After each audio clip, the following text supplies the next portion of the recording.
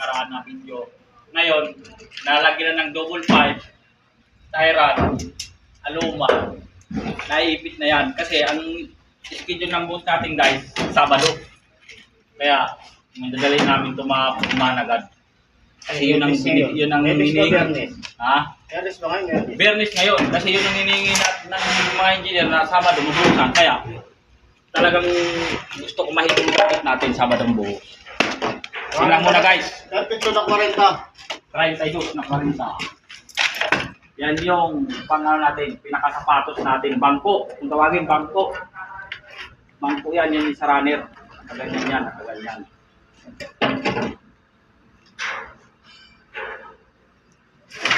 Init, grabe ah.